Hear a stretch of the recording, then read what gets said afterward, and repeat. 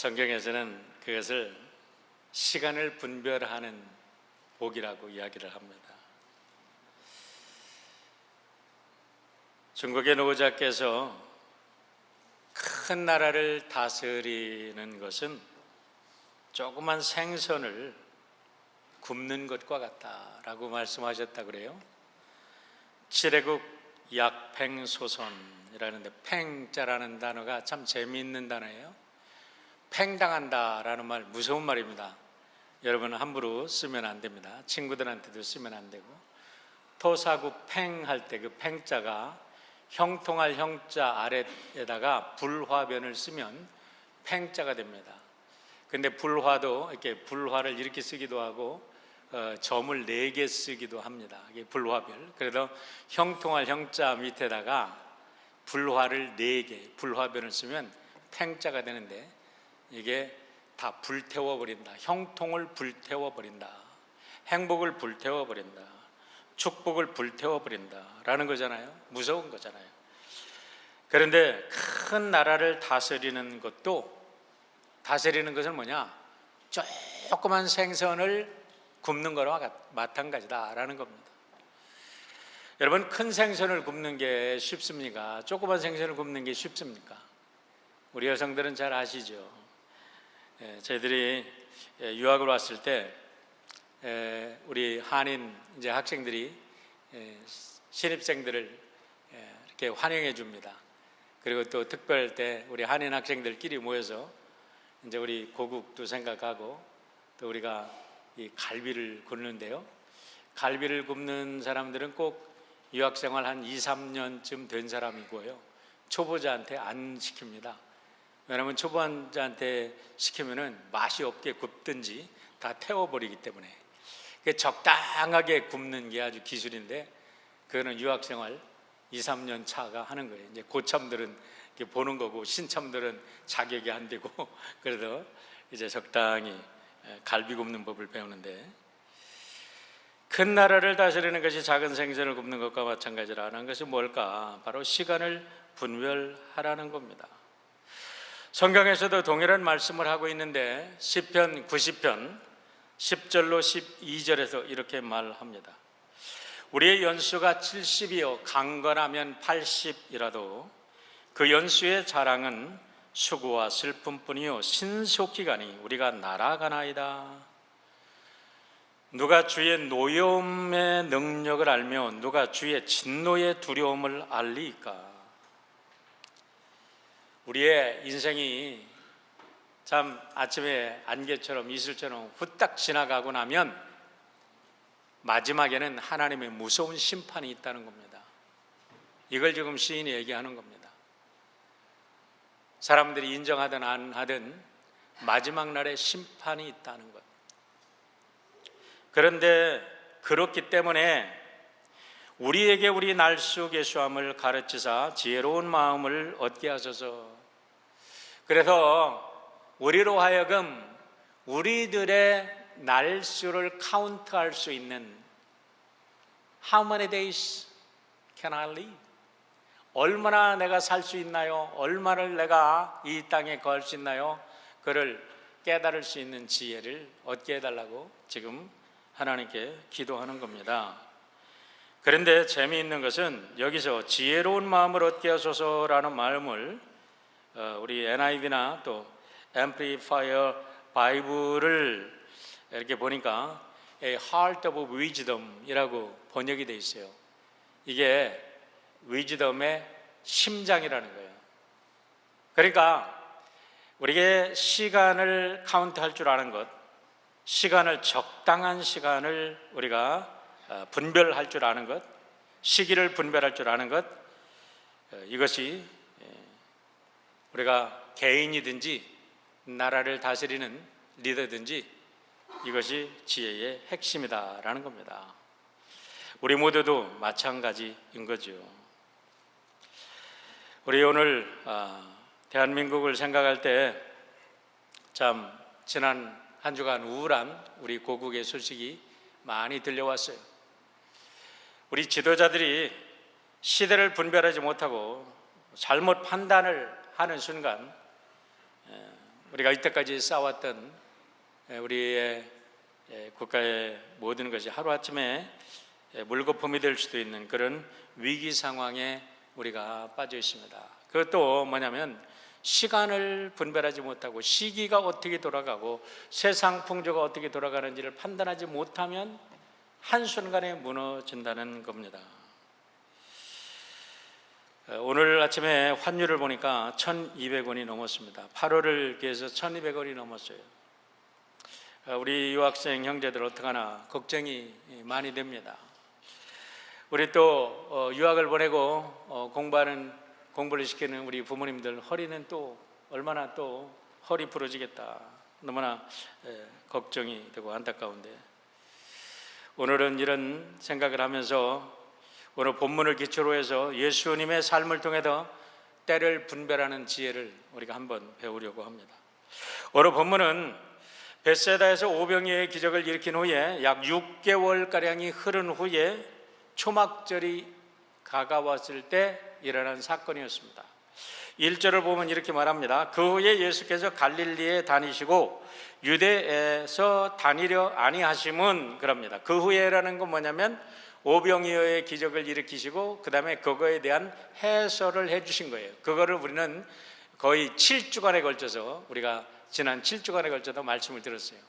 그런데 그때가 언제냐면 전부 다 이것이 갈릴리 지역에서 이제 일어난 겁니다. 그러고 나서 2절로 가는데, 유대인의 명절인 초막절이 가까운지라 했을 때 1절과 2절 사이에는 그 금방 2절이 이어지는 것 같아도 시기적으로 6개월이 지났습니다. 6월절이 지나고 이제 가을이 돌아와서 초막절이 된 겁니다.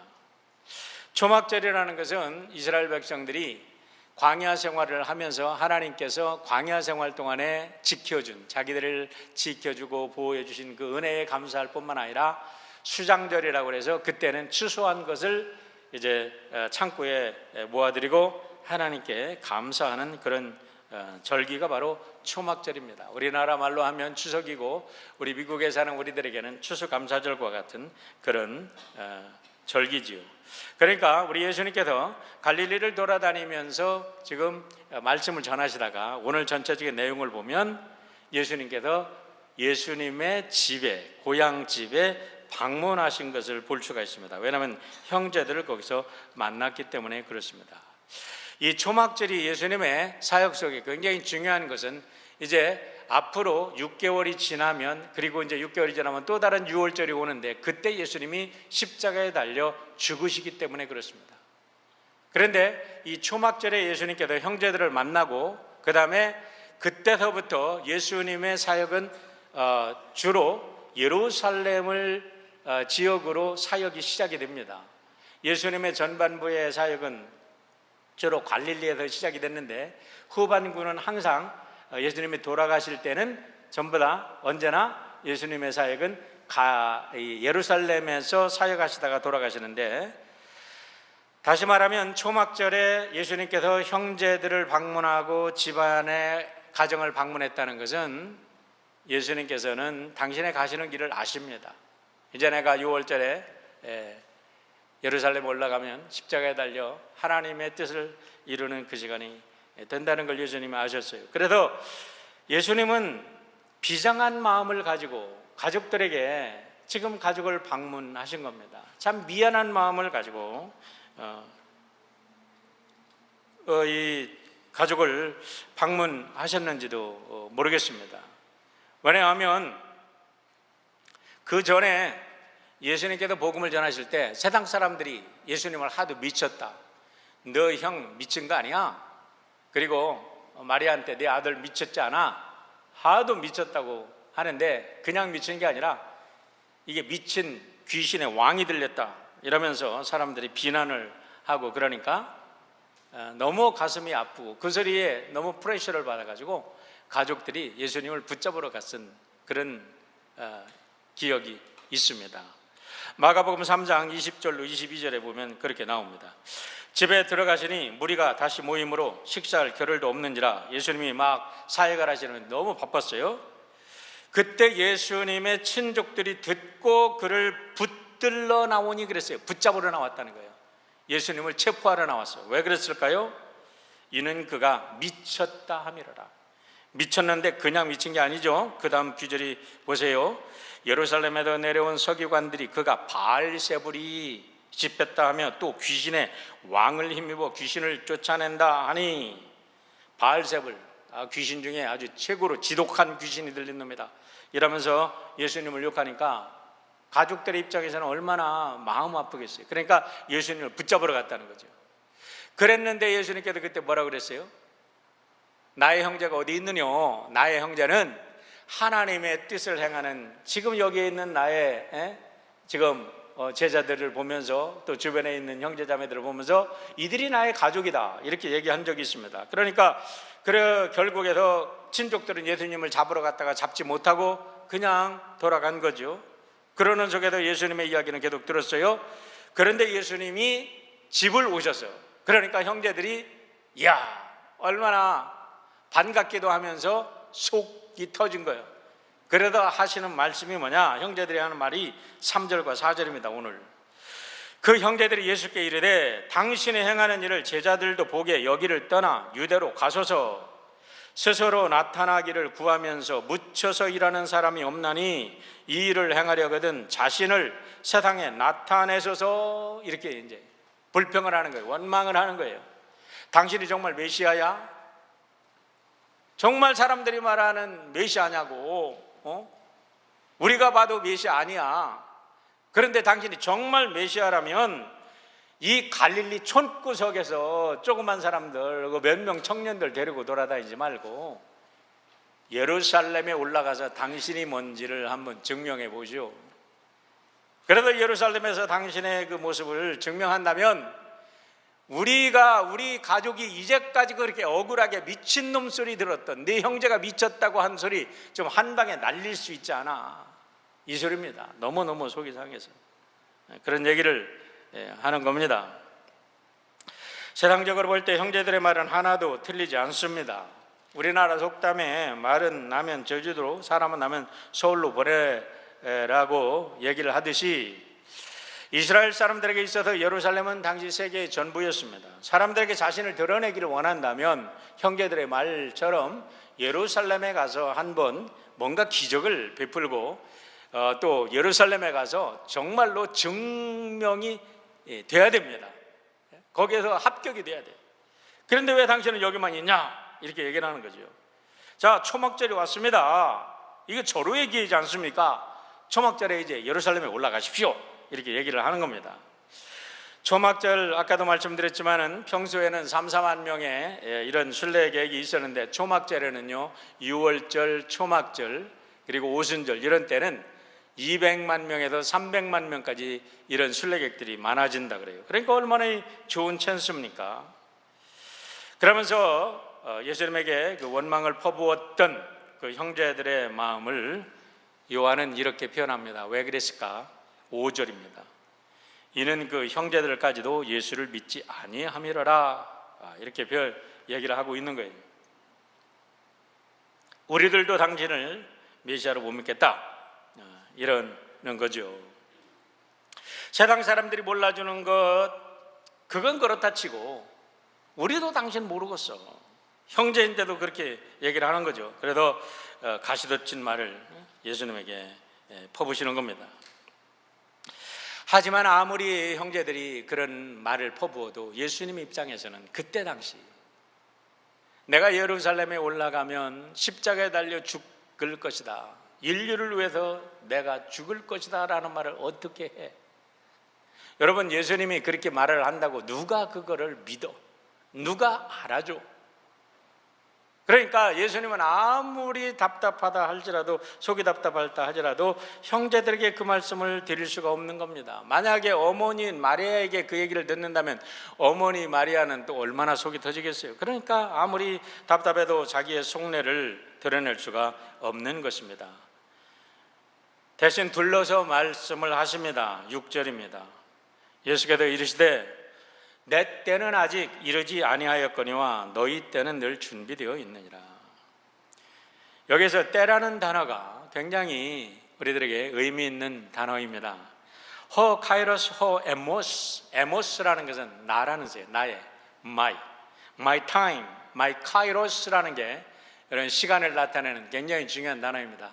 크로노스 and 카이로스라는 단어가 헬라에는 두 개의 시간관념을 나타내는데, 크로노스라는 것은 크로니클, 거기서 이제 연대기, 역대기가 나왔어요. 우리 역대기를 크로니클이라고 부르죠. 그리고 연대기를 말하는 것. 그런데 이 카이로스라는 것은 어떠한 특별한 기회를 말하는 겁니다. 특별한 때, 특별하게 뭐가 나타난 때. 그래서 이걸 갖다가 특별한 때라 그래서 기회라는 말로도 많이 사용이 되는 것입니다. 이 카이로스는 헬라 사람들에게서도 특별히 아주 굉장히 특별한 단어로 이렇게 인식되어 왔는데요. 헬라 사람들은 카이로스라는 신이 있었다고 믿는다고 그래요. 그래서 카이로스의 신을 다음과 같은 그림으로 표현을 했습니다. 다음 여러분들 그림을 보시면요, 이게 헬라 사람들이 믿는 카이로스 신의 모습입니다. 이 등 뒤에는 날개가 달렸어요. 아주 독줄의 날개가 달려서 쏜살같이 날아갈 수 있습니다. 이 앞에 머리가 참 특이해요. 머리를 보면 머리가 아주 앞머리가 깁니다. 그리고 많습니다. 그래서 앞에 머리를 탁 움켜잡을 수 있어요. 근데 뒷머리는 맹숭맹숭해 가지고 뒤에서 잡으려고 하면 잡을 수가 없어. 이 대머리이기 때문에 뒷대머리야. 그래서 잡을 수가 없어요. 근데 한 손에는 천칭을 들고 한 손은 거기에 빈 접시를 가리키면서 이렇게 뭐라고 얘기를 하잖아요. 이게 뭐냐면 사람한테 너 이 시간을 살 거냐? 라고 묻는다는 겁니다. 그래서 이 카이로스의 신이 사람에게 시간을 묻는데 이 시간이 얼마나 비싼지, 이게 싼 게 아니야. 그래서 이거를 살까 말까 우물쭈물 하다가는 기회가 샥 날아가 버린다는 겁니다. 그래서 여기에 굉장히 의미가 있는데, 기회가 왔을 때는 앞에서 잡아야지 뒤에서는 절대로 잡을 수 없다는 거예요. 앞머리를 탁 채야지 이 머리를 잡을 수 있지, 기회를 잡을 수 있지, 뒤에서는 잡을 수가 없다라는 겁니다. 그런데 우리 예수님께서 나의 때는 아직 오지 않았다, 나의 기회는 아직 오지 않았다, 이게 무슨 말씀일까요?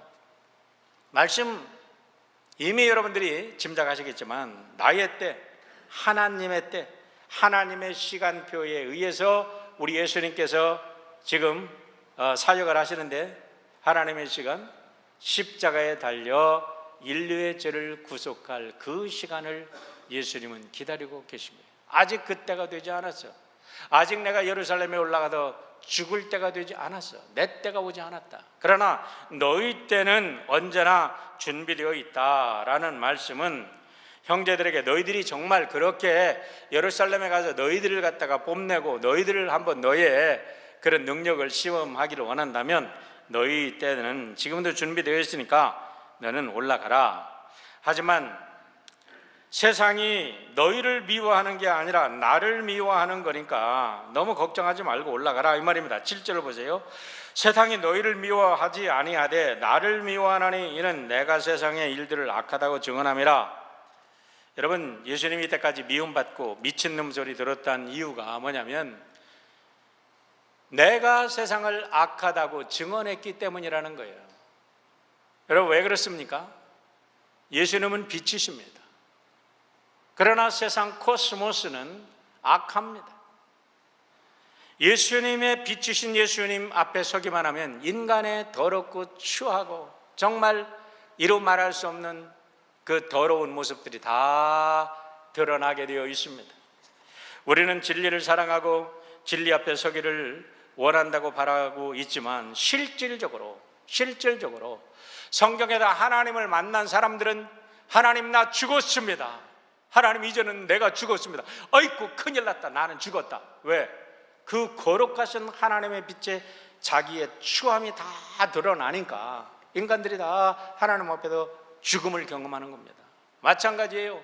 예수님이 빛 되신 예수님 앞에 우리가 선다고 할 때 과연 얼마나 많은 사람들이 정직하게 예수님 앞에 설 수 있겠습니까? 그래서 어둠은 빛을 싫어하듯이 세상의 어두운 세력들은 예수님의 빛을 싫어합니다. 여러분,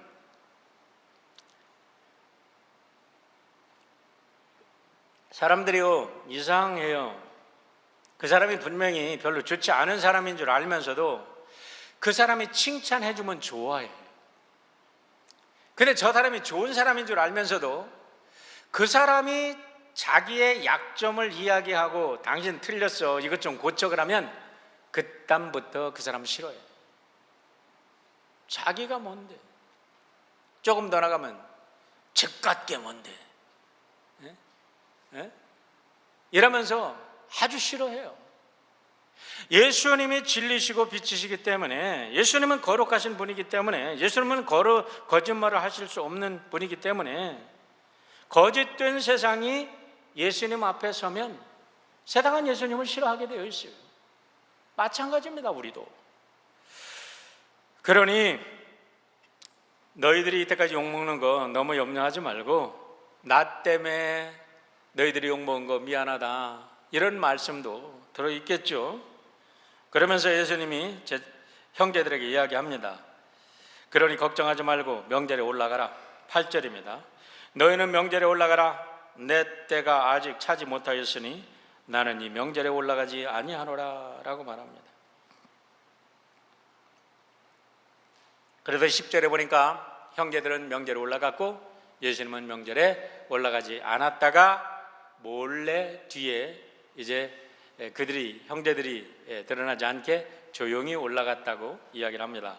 그 말씀은 다음 주에 전합니다.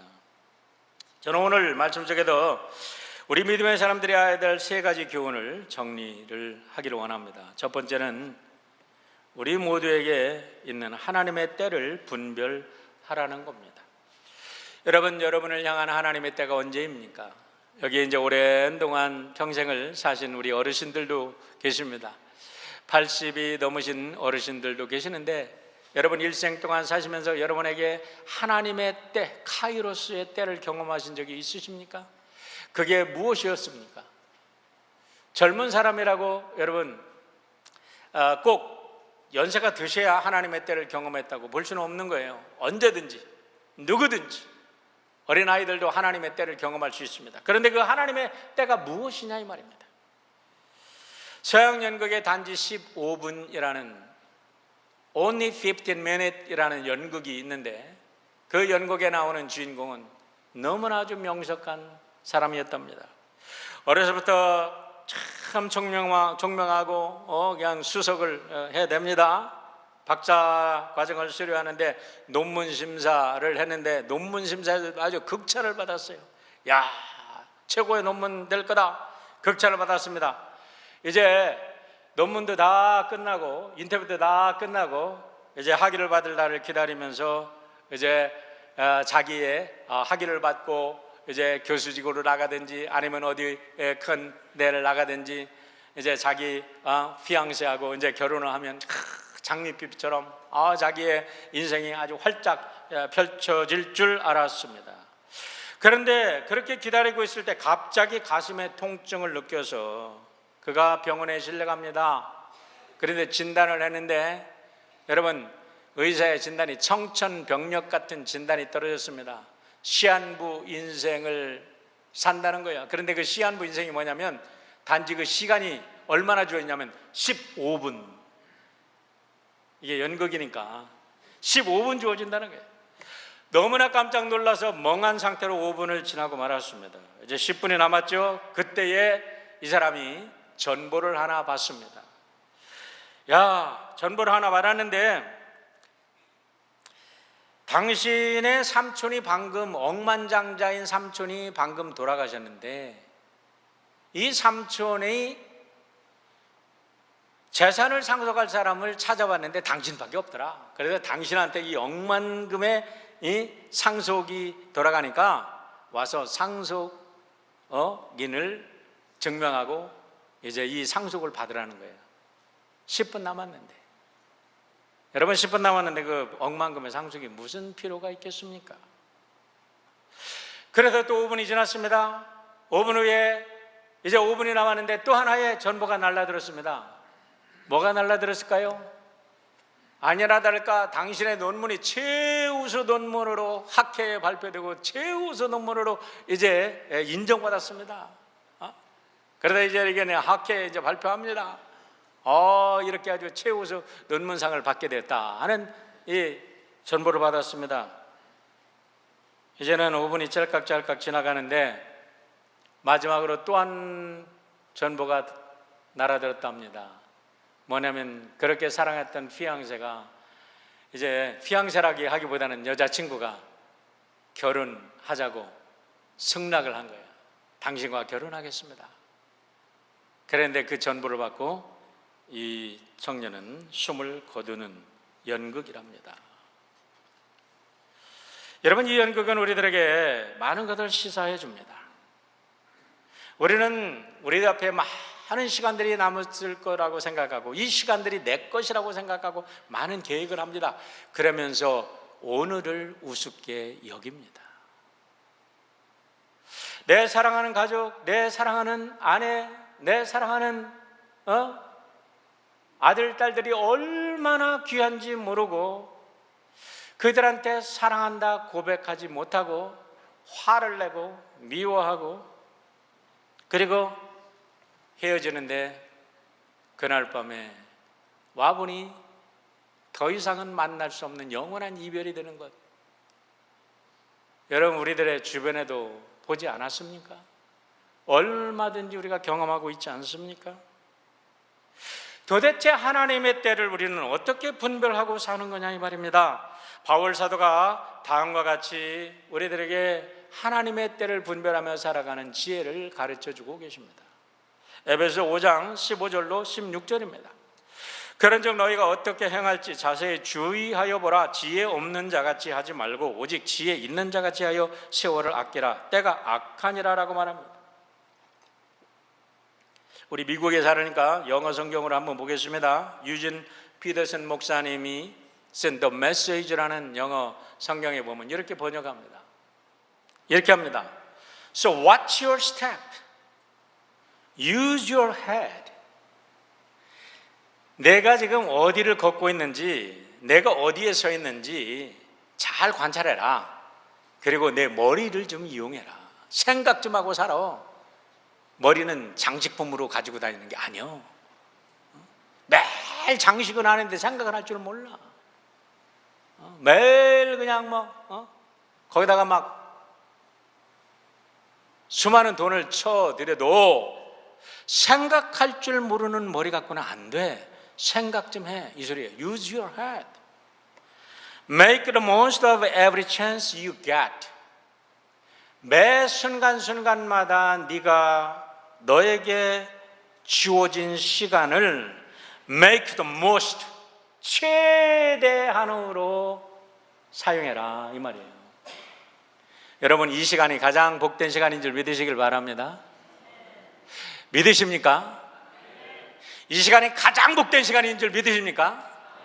그렇게 믿는 사람은 오늘부터 이 예배가 끝나는 이 시간만, 이 예배 시간만이 just the most가 아니라 every moment by moment가 the best, the most일 줄 믿습니다. 여러분, 우리가 살아가는 순간순간 한순간 한순간, 지난주에도 말씀드렸지만은 우리가 살아가는 것이 얼마나 귀한 일입니까? 사랑하는 우리의 가족이 옆에 있다는 게 얼마나 아름다운 일이고 얼마나 고마운 일이고, 우리의 사랑하는 형제자매들이, 우리들의 동료들이, 우리들의 이웃이 있다는 게 얼마나 감사한 일입니까? These are desperate times라고 얘기합니다. Desperate이라는 말은 나쁜 뜻으로도 사용되지만 너무나 간절한, 너무나 그냥 안타까운 시간들이라는 거예요. 그냥 흘려보낼 시간들이 아니라는 거예요. 그래서 스펄전 목사님이 이런 시를 쓰셨다고 그래요. 할 일이 생각나거든 지금 하십시오. 오늘 하늘은 맑지만 내일은 구름이 보일지 모릅니다. 어제는 이미 당신의 것이 아니니 지금 하십시오. 후회하지 말고 어제 못한 게 있으면 지금 하라는 말이죠. 친절한 말 한마디가 생각나거든 지금 하십시오. 내일은 당신의 것이 안 될지 모릅니다. 사랑하는 사람이 언제나 곁에 있지는 않습니다. 사랑의 말이 있다면 지금 하십시오. 미소를 짓고 싶다면 지금 웃어 주십시오. 당신의 친구가 떠나기 전에 장미가 피고 가슴이 설렐 때 지금 당신의 미소를 보여 주십시오. 불러야 할 노래가 있다면 지금 부르십시오. 당신의 해가 저물면 노래 부르기엔 너무 늦습니다. 당신의 노래를 지금 부르십시오. 여러분, 오늘 오시다가 차에서 다투시지는 않으셨습니까? 사랑하는 아내의 손을 잡아주시길 바랍니다. 사랑하는 남편의 손을 잡아주시길 바랍니다.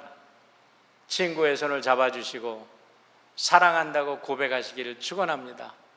다시 기회가 주어질지 않을 수도 있다는 겁니다. 하나님의 때 우리는 모릅니다.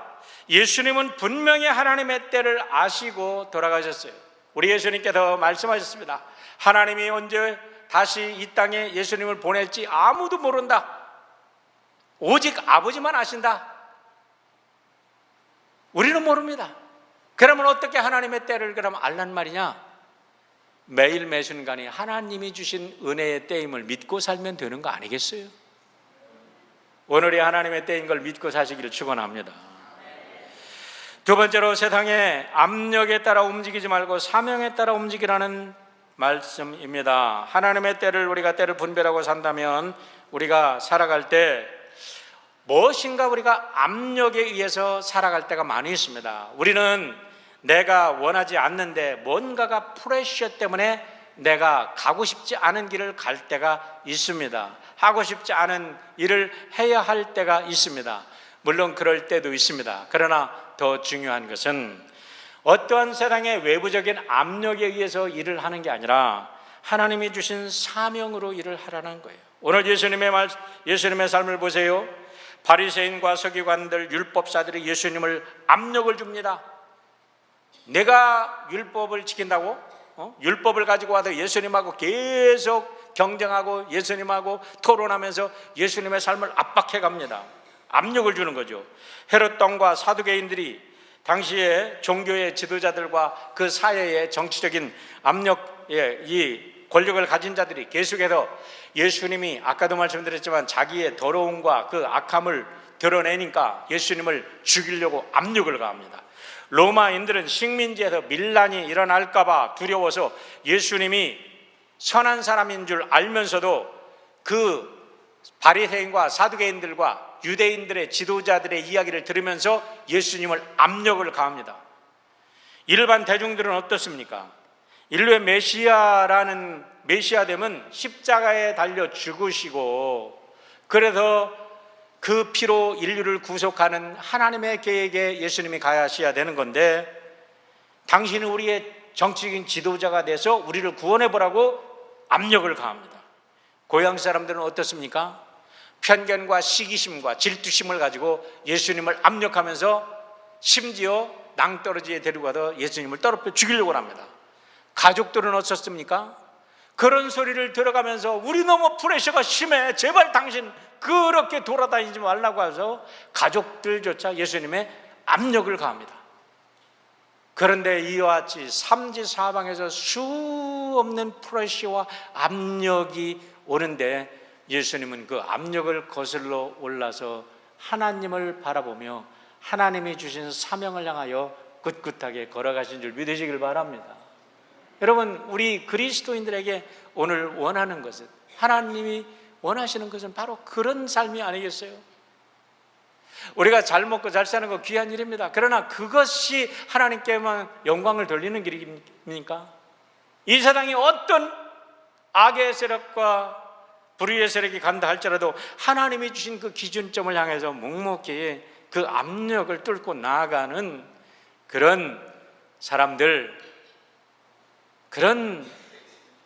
참으로 하나님이 귀히 보시고 하나님의 사랑하는 사람들인 줄 믿습니다. 여러분 모두가 그런 사람 되시기를 주의 이름으로 축원합니다. 세 번째는 각자 나를 부르시는 하나님의 음성을 듣자는 겁니다. 시카고 대학의 경제학과 교수는 밀턴 프리드만이라는 분이 그의 책에서 샤워실의 바보라는 이야기를 통해서 국가 경제 시책을 엉망으로 만드는 자들을 이렇게 비판을 했다 그래요. 샤워실에 한 바보가 들어갔습니다.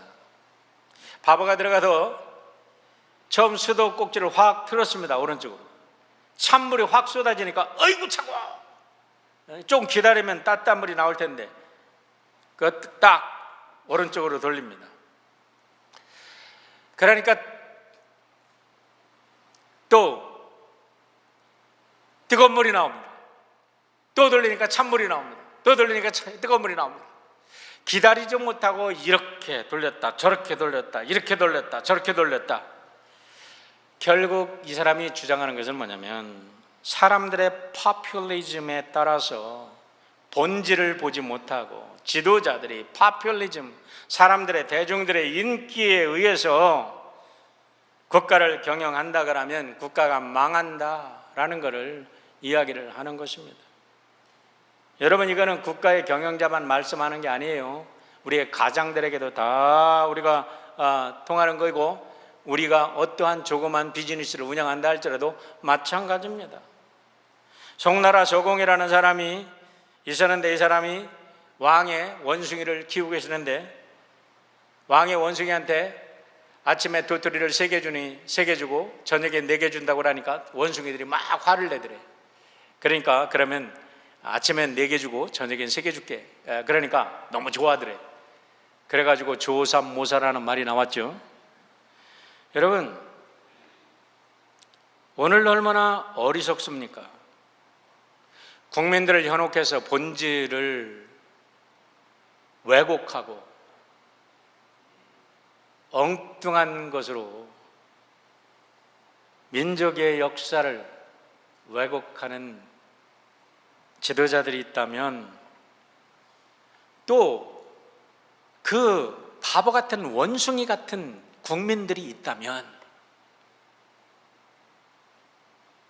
지도자들만 저놈들이 나쁘다고 손가락질 하지 말고 나는 바보 같은 조삼모사에 춤추는 원숭이가 아닌가, 바보 멍청이가 아닌가, 한 번쯤은 우리가 되돌아와야 되지 않겠습니까? 오늘 같은 시대에 오늘같이 혼란스러운 이 교회의 이 영적인 문제, 또 사회 정치적인 문제, 경제적인 문제, 누가 어떻게 해결해 나갈 수 있겠습니까? 에스더 4장 14절에 보면 이런 말씀이 있습니다. 이때 내가 만일 잠잠하여 말이 없으면 유다인은 다른 데로 말미암아 노인과 구원을 얻으려니와 너와 내 아버지 집은 멸망하리라. 내가 왕위의 자리를 얻는 것이 이때를 위함이 누군 아닌지 누가 알겠느냐? 누구 말이냐면 모르드게의 말입니다. 구약에 보면 에스더서라는 책이 있습니다. 조그만 책입니다. 여러분들이 한 20분이면 읽을 수 있는, 20분도 안 걸려요. 조그만 몇 장, 6장인가 8장인가 오래될 기억이 안 나는데 짧게 읽을 수 있는 그런 책입니다. 이스라엘 사람들이 바벨론으로 잡혀갔을 때의 그런 이야기입니다. 잘못된 지도자 때문에 이스라엘 사람들이 다 죽게 됐어요. 그런데 그때 마침 그 바벨론 왕의 부인이 누구였냐면 이 모르드게라는 사람이 자기의 이 조카 딸을 잘 키워가지고 왕비를 만들었습니다. 그랬을 때에 이 왕비한테 이야기를 하는 거예요. 내가 나가서 우리 민족을 좀 구해달라. 이 왕에게 내가 좀 얘기를 해도 이 왕을 좀 우리 민족의 이 위기에서 구해달라. 그러니까 에스더가 이야기를 합니다. 삼촌 미안합니다. 이 나라 법이 왕이 나오라고 하지 않은데 내가 나간다면 그냥 거기서 그냥 죽는 겁니다. 그런데 벌써 왕이 나를 부르지 않은 데가 한 달이 넘었습니다. 그랬을 때에 모르드게가 이야기한 거예요. 만일 이때 내가 잠잠하고 말이 없다면 유대인들은 어떻게든지 하나님께서 구원하실 거야. 그러나 너와 너의 가족은 영원히 멸망할 것이다. 이야기를 듣고 에스더가 다음과 같이 이야기를 합니다. 에스더 4장 16절입니다. 당신은 가서 수산에 있는 유다인을 다 모으고 나를 위하여 금식하되 밤낮 3일을 먹지도 말고 마시지도 마소서. 나도 나의 시녀와 더불어 이렇게 금식한 후에 규례를 어기고 왕에게 나아가리니 죽으면 죽으리이다. 죽으면 죽으리이다. 이때를 위함이 아니냐? 여러분, 여러분이 가진 건강, 여러분이 가진 재물, 여러분이 가진 지혜, 여러분이 가진 지식, 하나님의 영광을 위해서 무엇인가 하나님이 부르실 때 이때를 위함이 아닌가?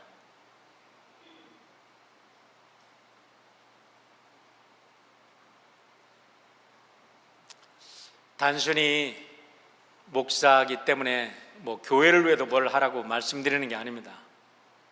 더 본질적으로 매일 매 순간에 우리에게 축복을 주시고 우리에게 모든 것을 허락하신 그것을 가지고 내가 어느 때에 무엇을 어떻게 해야 하나님의 뜻을 이룰 것인가 깊이 고민해 보면서 하나님의 큰 뜻을 이루는 여러분 모두가 되시기를 주의 이름으로 축원합니다.